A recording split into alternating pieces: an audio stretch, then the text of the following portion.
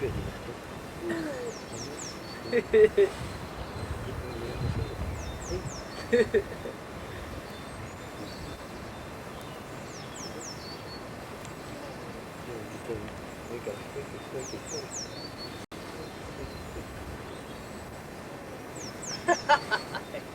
getting shy, are you? Are you? You can't shy with Mummy. No, to come and be shy with me. Come and shy with Mummy. What? Good, Daisy. Oh. So where's the... That's a printer. That's not all of it. It's got to have a screen or something. That's right. I don't know about it. Yeah, that's not... It says the... Yeah, there's more to come, yeah. Yeah, it says there's a screen. Wow! Amen. Wow.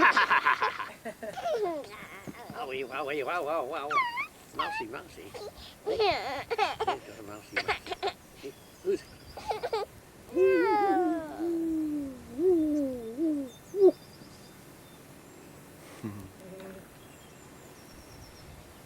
Say hello, everyone. Hello, everyone. Say hello to the camera. Hello, camera. Hello, camera. What's hello in Dutch?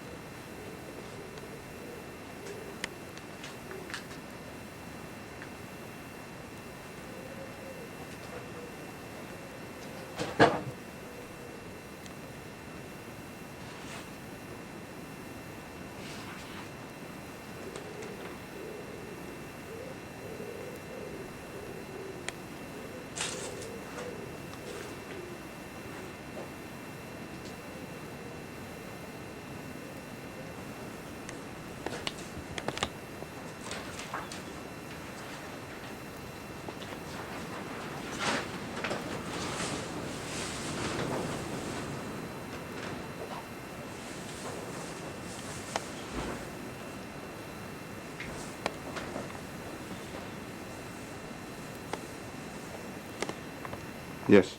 I start with where I came in, and I came in 1930 when I left school and went to an art school.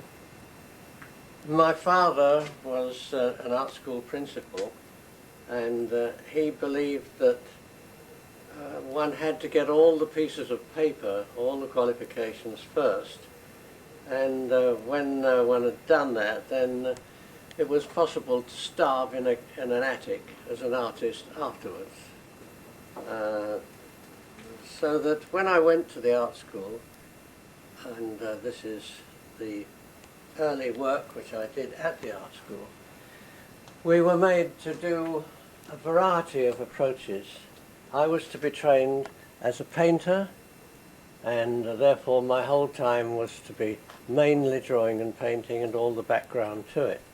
Well, we had to copy old masters. The Botticelli there is about a third size of the original, and I went one day a week into the National Gallery in London to do this. We also had to study a certain amount of textile printing and simple graphics. We had to do wood engraving, etching, and experiment with brushwork in all its various forms, not just in the old master way, but in any way we could find.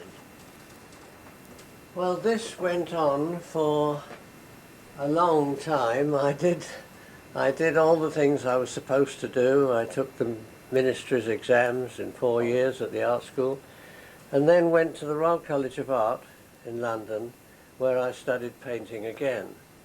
So for 7 years I spent my time drawing and painting, and it was only at the end that I turned to the use of clay. You see, my father was a brilliant draftsman, and he'd done everything so well that I was overshadowed by his ability. And it wasn't until I discovered that he'd done hardly any work in clay that I realized that I had a chance to use something in my own right instead of being overshadowed by him. And these were amongst the first pots that I made in 1937, I think. And these down here are illustrations of the pots I was producing in 1938, when I was fortunate enough to have the Victoria and Albert Museum buy the 2 larger pots on the right. The 3 lower down have been bought since the war, so that they now have 5 or 6 of my pots there. I went to Wedgwood's and studied for a month or so, and we did various forms of industrial work where we have studied the engraved transfer onto commercial plates, and this was another example of the drawing and painting murder that I was put through, of finding out how the old masters made their compositions and based them on perspective and so on. The other drawings on the wall are the drawings that I carried out in my degree year when I gained my associateship with Royal College of Art, ARCA, which was in 1936. And then, of course, just when I was thinking that I would starve in an attic, as my father had said I could do if I wanted, now that I'd got all the paperwork done, I found that life was beginning. I was getting part-time teaching. I helped Miss Billington, who was a well-known potter in London, to do Ministry of Education courses, when everything looked as set as though I might well become a potter, but the world decided otherwise and decided to have a war, into which I disappeared for 5 years. Well, coming out the other side of that, with a wife and a family, there really wasn't any opportunity now to starve in a garret. I had to set to and work and become a good boy. So I went on teaching. I taught in Derby School of Art. I taught as a lecturer. I went to 2 or 3 other places, climbing up the ladder and becoming a principal of an art school eventually. And then when I came to Essex, I was an art inspector and decided that this was really where I wanted to live. These then will show the next bays that I've set to work out in. The next bays will show what I was doing and how I was researching in odd moments that I could find in during my duties as an inspector. And these then are the works. They're all stoneware. I was tied into stoneware, and they're mainly reduced gas-fired, reduced stoneware. Simple iron glazes of the traditional type. And because all my shapes now began to be created around the figure, which is perfectly natural since the pot is made up quite naturally of lip, neck, shoulder, breast, belly, legs, foot and so on, it seemed to me to be fairly obvious that if one was going to take the figure as a starting point, it was only natural that the decoration on the pot should be from the figure as well. Figure being distorted in various ways to fit the various curves of the pot. Well, as that goes on, and as that went on, and now we're into the 60s, I began to realize that a lot of the lines I was putting on the pots were coming and going on the surface, but, that is to say, in a pot like that, for instance, they are appearing and disappearing, but I realized that this is becoming, to a certain extent, insincere because I was relying upon the kiln to get rid of a lot of my work and to give it something that I hadn't myself ordained. So it seemed honest to work then in such a way that the lines I put on the pot themselves should be simplified in such a way that every line that was there shall show, and every line must not upset me when I look at it for the next year or two, and every line has to be considered in its length, its variety of movement, its variety of size one with another, the space to be plain against texture, the spaces themselves varying, all in fact all the simple elements of design where we're working from line, tone, colour, form, traditional stuff. And I worked on this very hard, very conscientiously, for quite a time, until we come round into the 70s when I retired. And later in the 70s, I was now really geared up to do what I had hoped to do when I was stopped by the war in '39. I decided, since now I'd retired, I would go back to where I was in 1938, and I would studiously search out this question of how to make a line not be on the surface of a pot, a shape, a mark of any sort, not to remain on the surface of a pot. Because what I had been doing in that, say, and in this,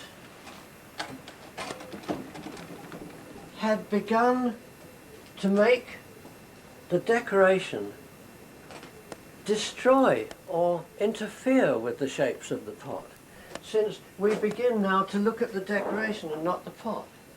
And my whole aim in the whole business of decoration was to make a comment on the shape of the pot. I want to make it look more like itself, not less.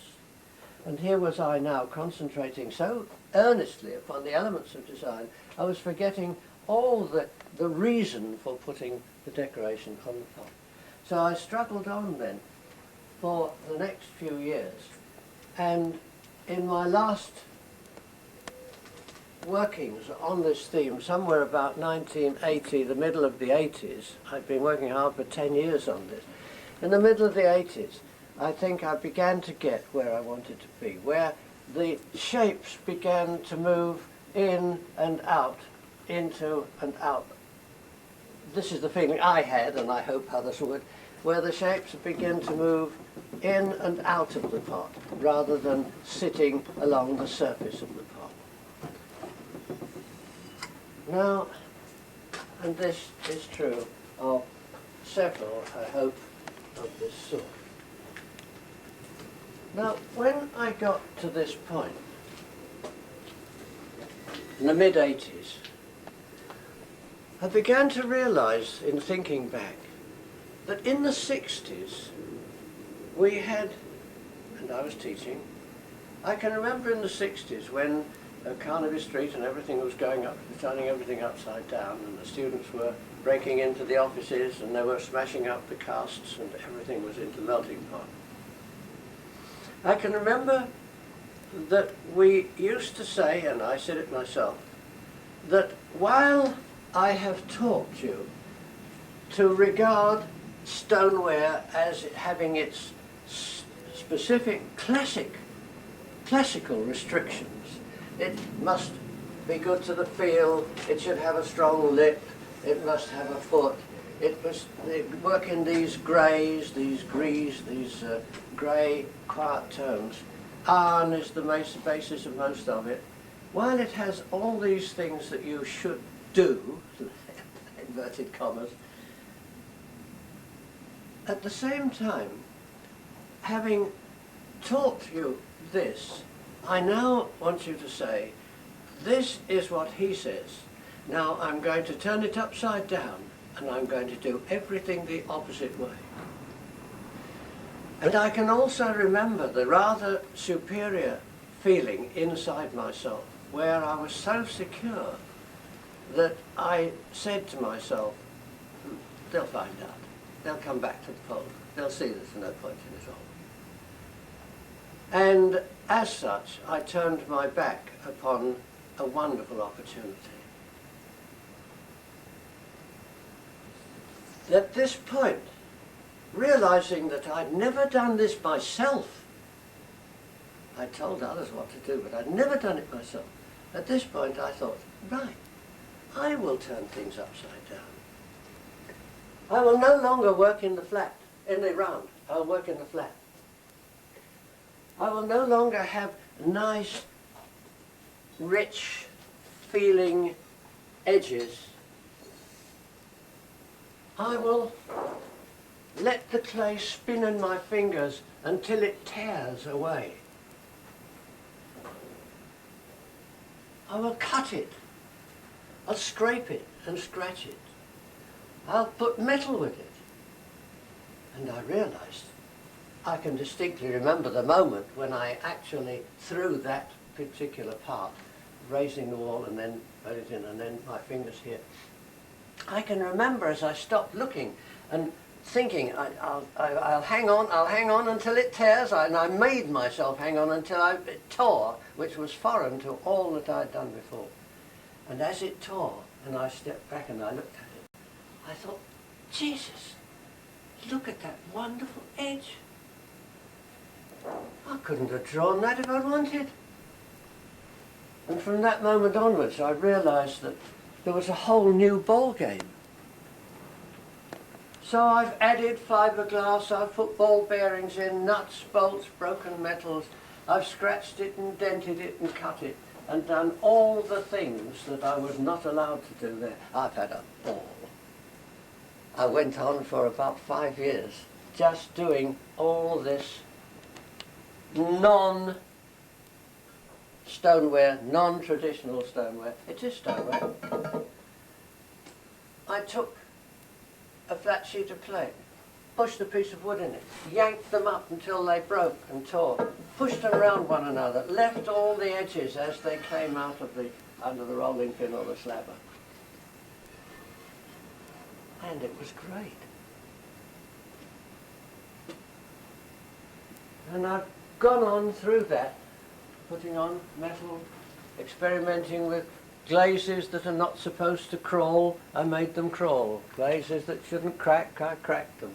And everything that you can think of that would stand a fire, old pieces of metal rusted off the top of the kiln, pieces of fiberglass, which like drawn threadwork from a fiberglass curtain, treating it like drawn threadwork.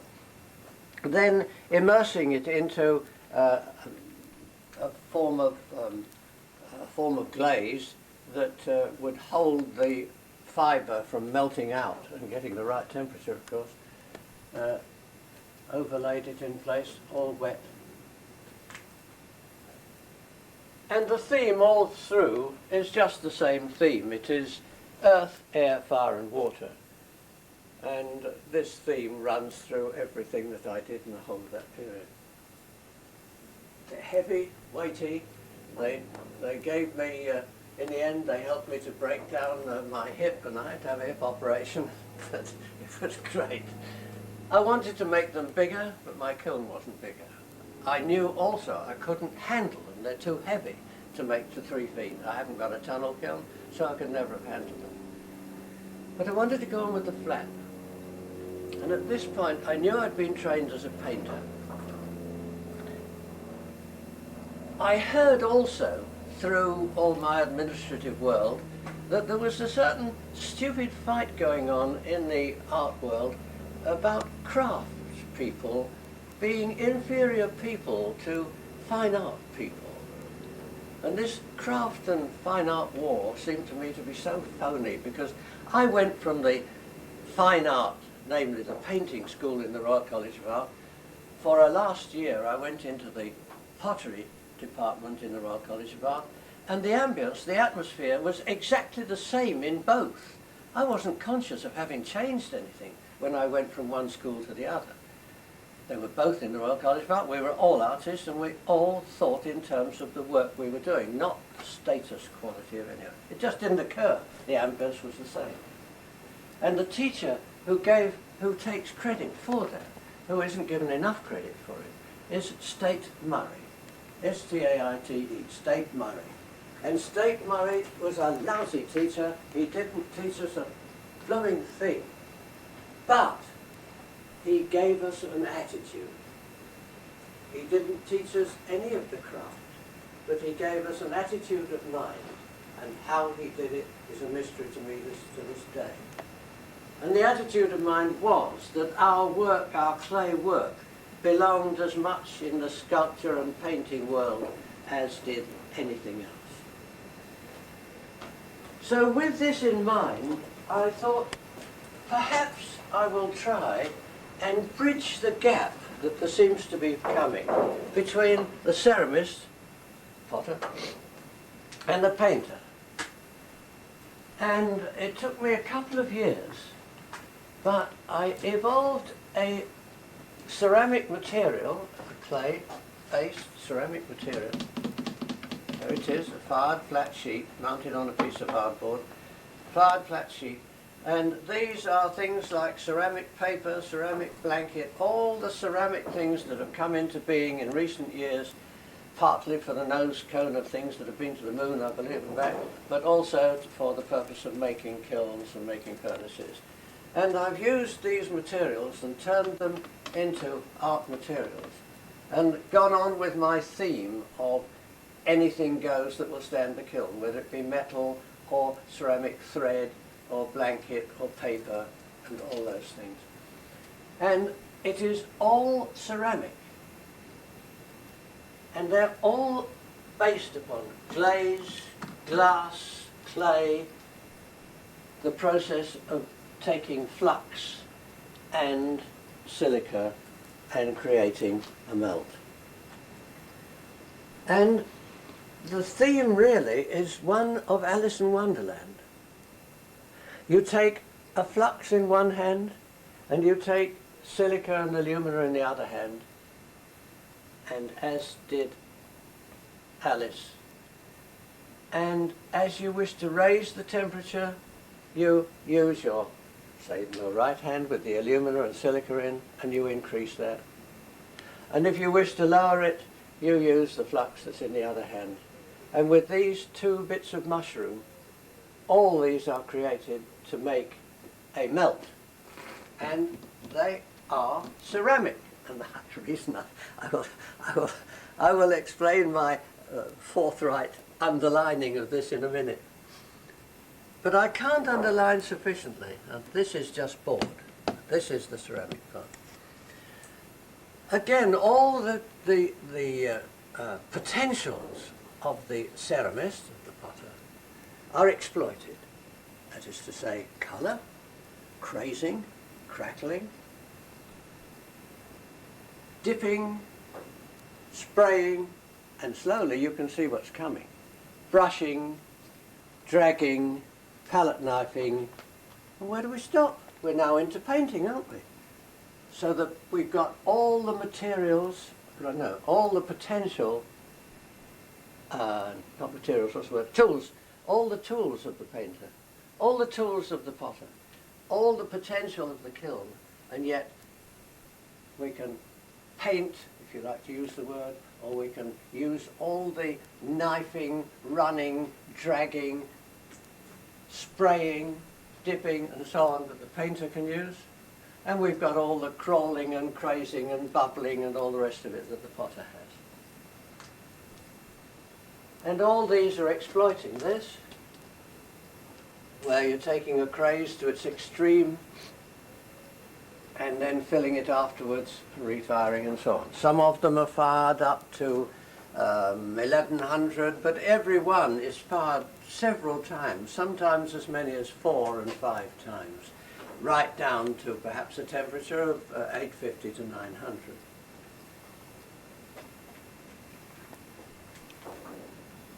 Now the tragedy of all this to me is, of course, that when I have a very good friend in the gallery world. He's no longer in the gallery world because, like a lot of things in England, he's gone broke.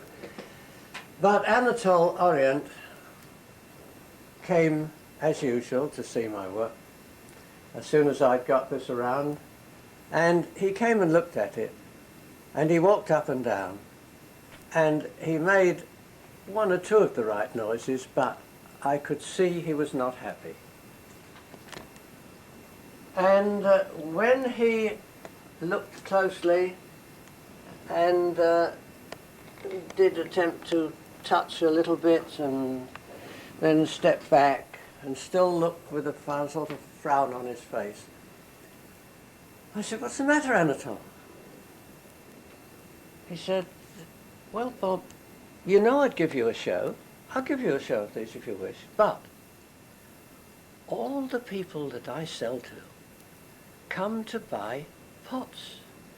They come to buy ceramic articles. And these are paintings." So I said, "Oh, well, Anatole, right. I'm not going to embarrass you by putting these on, so we'll leave them where they are." So then I contacted one of the most prestigious galleries in London, the Redfern Gallery in Cork Street, behind Burlington House. And I was very fortunate. She was coming past, the director and 2 directors were coming past from a job in Suffolk, and they looked in on me. And she walked up and down and made a great fuss, colour, quality, this, that and the other. And then as she got towards the end, I thought to myself, "Oh God, I've arrived." And as she got to the end, she looked a bit distressed. And she started to walk down, and she said, "Look, I'm awfully sorry, but I just can't say anything about it. I just feel I must get away and think for a moment. I will write you tonight," which she duly did. And her letter, which I still have, said, "Thank you," blah, blah. However, on giving the matter much thought, I have to point out, and regretfully have to say, that all the clients that come into my gallery come in to buy paintings and prints. And these are ceramic. So they still have stuff on my walls untouched. And I have given up those and moved off into the next phase. Shall I do my confession on that? He's now looking at one which was the last one I did, and which was such a smart-ass thing that it was enough to make me stop, because I realised here I had in fact done a painting, and it was nothing to do really. Yes. You ready? Yes. Okay. And at this point then, I gave up my attempt to show the bridge between, or make a bridge between potters and painters, and moved towards the much easier point of the ceramic sculptor. And taking the same medium, and I underline that this is the same medium that you've seen in the flat, in the last area. This is again all the fiberglass, melted fiberglass, not fiberglass used as fiberglass, but fiberglass used as a ceramic material, where it is made to become part of a ceramic medium because it's dipped and mixed with ceramic materials like glaze and slip.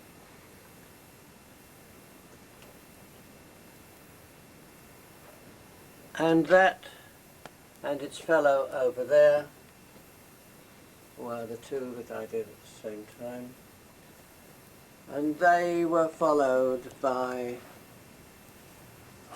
two others of the same sort here and over there. And in these I began to see what the effect would be of melting the surface after they're fired by blasting them with stop. What's it called? With oxyacetylene welding, with an oxyacetylene torch. I used an oxyacetylene torch on those and on that in order to melt areas to see what would happen if I blasted my way through them and made caverns in them. And this, I think, gave another use of the material, which if you touched you'd find is smooth and melted, as the torch going up to 2000 degrees melted it.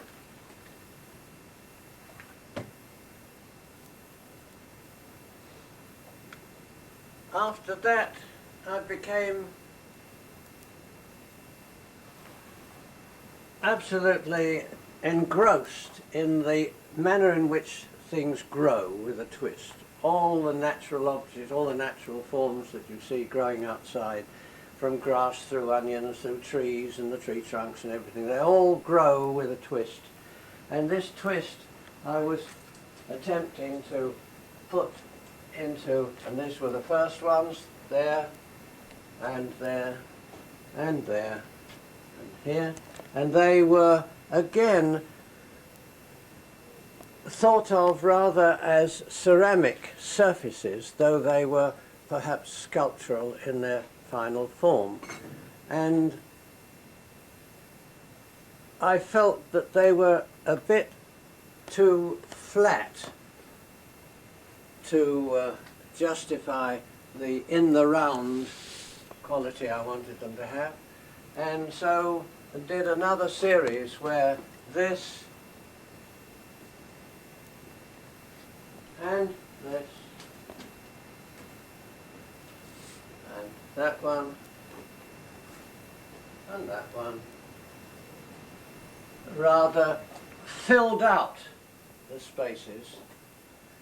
At the same time, I didn't want to lose the potter part of making something that tends to contain. So the containing portion was difficult to include, but it is here and there and in the next one. And the next series I do, I shall carry this spiral on until it goes round and so encloses space again. And we should then have the full circle of something which is not pottery to something which is between sculpture and a vessel. That is to come, and I should say in the next 10 years perhaps. But in the meantime, I thought it would be nice to complete the inversion of things by going back to the bowl. And so at the moment, I've gone back to the bowl, which in my earlier phase, you would see are the traditional, smooth, nicely rounded, cleanly formed foot and so on, traditional bowl. And I thought, well, if that is to be turned upside down in its attitude, then I have to see to it that it is non-thrown. That means it's got to be pressed. It is not clean-edged. It is torn. It is not turned foot. It is just roughly applied. And the glaze, because they're so beautifully fitting and smooth on the others, obviously therefore has to pour down and hang off if it is to be an opposite. So taking those then as a start, still using the dripping on and the varied type of surface, I've now done a whole series of this sort where the glaze is hanging off, the clay is broken and torn and jagged. Nothing is round, nothing is neat and tidy. It is all, I hope, fairly forceful and direct.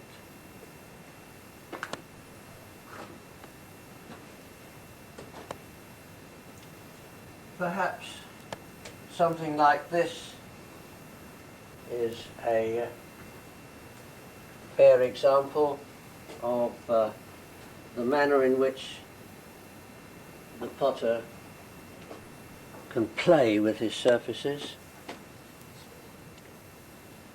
and the area of shaggy hanging broken glaze. Plays hell with this kiln shells if you're not careful. And the pots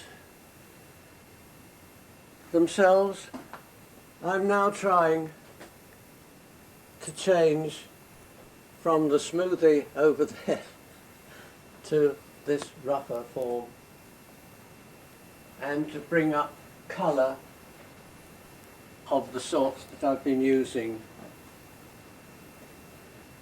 in the dishes and bowls. And that one is next to this, just to form the contrast.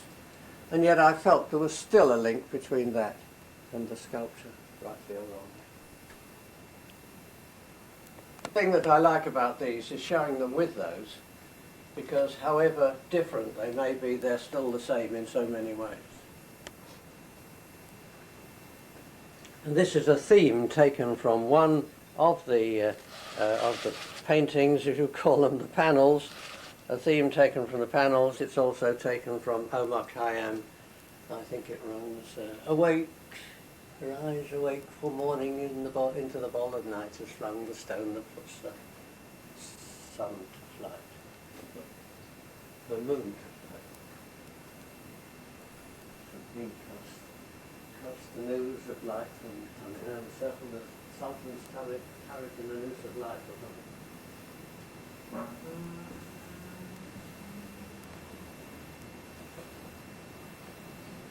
Right. So, in conclusion,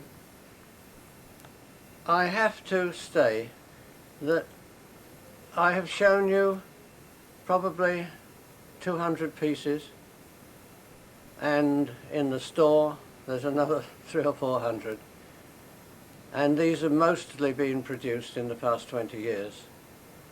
And I would never have sustained the drive needed to keep on and on researching had it not been for Sue that you have seen with our little girl, had it not been for Sue being around to encourage, to chew it over, to discuss, talk, and to see the work that she's doing, which itself is very strong and powerful work.